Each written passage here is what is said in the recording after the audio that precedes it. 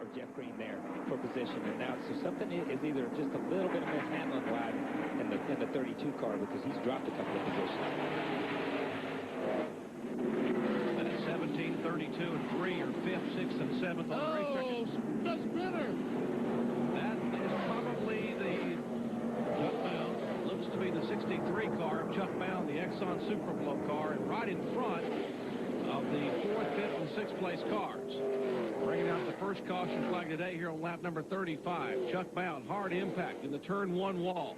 Looked like another engine problem. Guy looks like he started smoking, and when it blew, he got some oil under the tires, and around he went. Yeah, as he dropped it off in the corner and turned it left to get down to the bottom of the racetrack, the smoke started billowing out from under. You're just hanging on once the oil and the water, once you run through your own stuff. There we see the car start smoking, and then, as I said, when the engine goes sour, some oil gets under the rear wheels, and bam, into that wall. And there we see Jeff Green going by. Now from the onboard camera, we'll see what Chuck saw. He heard what he heard. Unfortunately for us, we couldn't feel what he felt.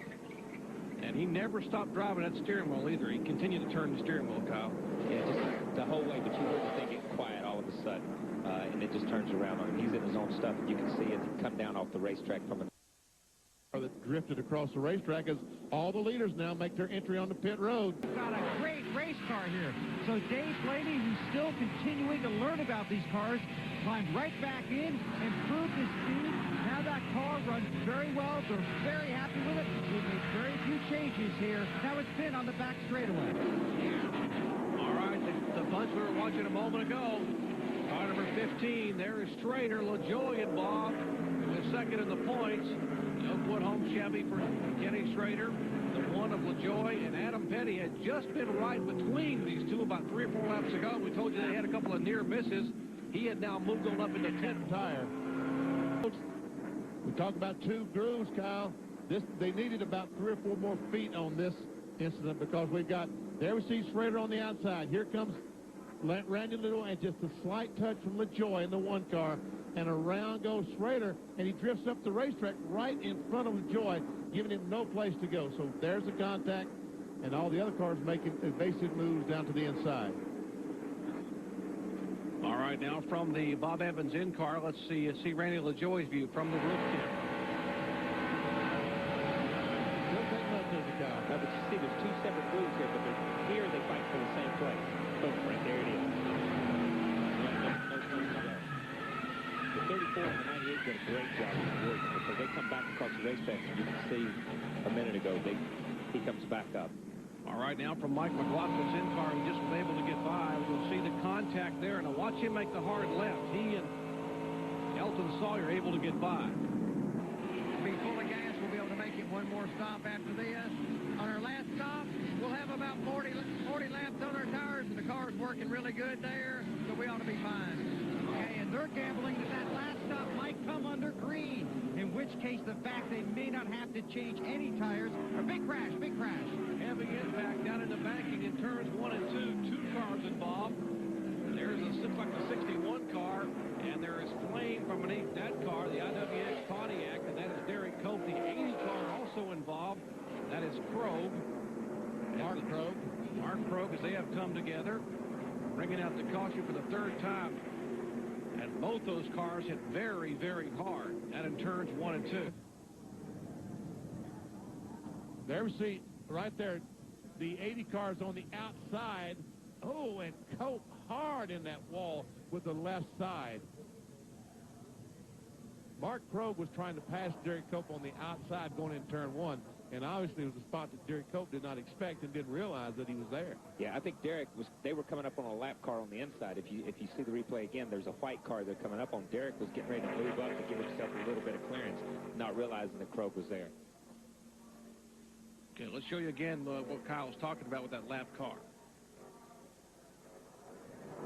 If you see the white car right here to the left of your screen, there's Derek. He's got to give himself room to get into the corner around that. Even though he's a little bit away, he eases up and he gets right into Krogh, and there's not a lot you can do at that point.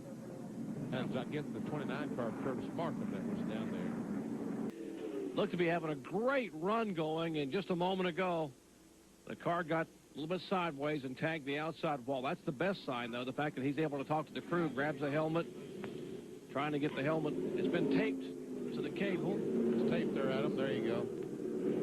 Safety crew's there immediately, have the window nets down, indicating he is okay. Now getting ready to climb out to a pretty heavily damaged race car. Let's show you what happened a moment ago. Pretty good battle between he and Todd Bodine. What happens, Adam goes to the corner, and Kyle, I think he just doesn't have that wall of air to lean on in the corner and loses the back end. Yeah, and it goes back to the corner before this. He got hung on the inside on the corner before. He gets in under Todd, and it just gets away from him. And that's all there is to it. It's just he should have probably just backed off a little bit, let him settle back, let his tires cool down. He had tried Todd 2 or 3 times, but he learned something there. Believe me, tore up a race car, but he learned something. The last time by was about a mile and a half an hour faster than Skinner was faster than Dale Earnhardt Jr. Oh, Kerry Earnhardt hard and Track will be clear to get there. Look for debris. And Casey Atwood makes up a lap on this. He had just passed Mike Skinner going into turn 3.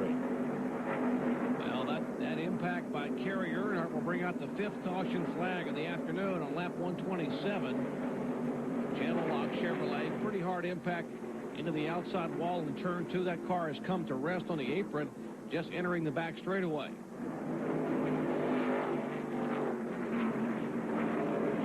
Show you again what happened a moment ago. Channel Lock Chevrolet, left side of your screen. The 22 car goes, oh man, I tell you what, the 22 car of Jimmy Kitchens was really lucky, because when Kerry Earnhardt wiggled, when he goes up the racetrack, he almost caught Kitchens in the left rear.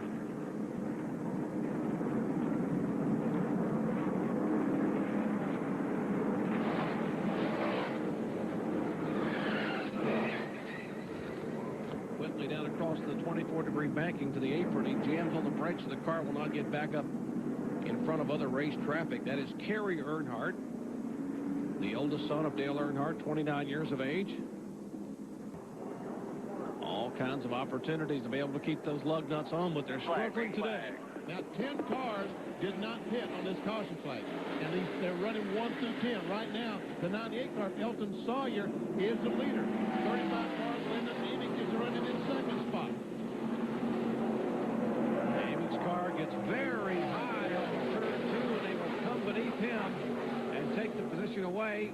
Elton Sawyer is being shown as the leader. The Lysol Ford, 3 wide into turn 3. There's Kevin LePage. There's Skinner down on the bottom of the racetrack in the 19 car. Oh, God, that! And Phil Parsons spins right in front of him. That's right. You're fine. Good job, buddy. All right, Bernie, you got a little bit. Good job. Mark Martin's in the crash. 32 car Jeff Green's in the crash. Michael Walker, Wayne Grubb, Matt Kenseth is in the crash. Wow. I tell you what, 6th caution flag of the day coming out on lap 134, and we have a mess at Atlanta Motor Speedway. Almost a dozen cars involved. You had cars up front on the restart here that hadn't pitted. Then you had cars that had. And when you have that, it's right here. Here's Phil Parsons down on the inside. Gets a little bit of a nudge from right there behind him. He goes back up the racetrack, pins Lyndon Amick, and as you see, the racetrack, these guys are already running 3 or 4 wide. They're out in the grass. It's a trial. As they come through the grass and shoot back out, look at all the debris going straight up in the air here. We'll see another angle in a minute. These guys are running through into each other as they come out of the grass back up onto the racetrack. You see Phil Parsons get nudged right here. That's a 64 car of Jeffrey Bodine, and right behind him was Skinner. Parsons up into Amick, and then everything. No one. Here's Parsons trying to keep it out. Amick comes across. There's contact with the 5 and the 22. And look at the cars running into each other in the grass. And when they run into each other in the grass, the racetrack comes back up on them because it's a trial. So they come back across, and they all end up past the start-finish line, all in a pile right down here. There's Mark Martin backwards down there in the 60 car. He loops it around. Another angle again. Contact. The 10 car up into the 35. The 35 will come right across, and there's the contact between the 5 and the 83. Now watch coming toward you. You'll see Mark Martin's car spin to the right side of your screen. There's contact there. Looks like Jeff Green. Now there's the 60 car spinning backwards, and Jeff Green, the 32 car, coming at you. There's Michael Waltrip. Middle of your screen, the Band-Aid Ford, or Chevrolet. I'm going to tell you something. Little Earnhardt and Michael McLaughlin did a great job going through the stretch. Right in the middle of it and avoid it.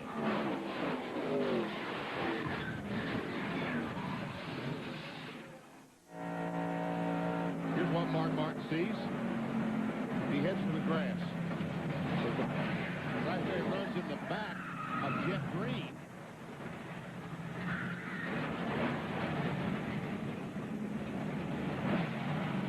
How much damage? Mike McLaughlin, you're talking about somebody did a good job. Let's see, Kyle. Let's ride along with Mike McLaughlin. He speeds nothing. Racetrack's blocked. He's left, he's right, he's back out in the grass, and here he goes. All of a sudden, he got cut just at the right way, and he's out of it. That's Dick Trickle that's getting him out of the Snyder Chevrolet. That's the car owned by Jimmy Spencer. 57-year-old veteran driver sitting up on the stretcher there with the safety crews talking to Dick. That certainly is a good sight. They pulled the Jimmy Kitchens car away. That is Wayne Grubb, the 22-year-old older brother of Kevin Grubb, just outside of Virginia. The Timberwolf Chevrolet, one of 11 cars involved in this incident on lap 134 to bring out caution for the 6th time today. More when we come back.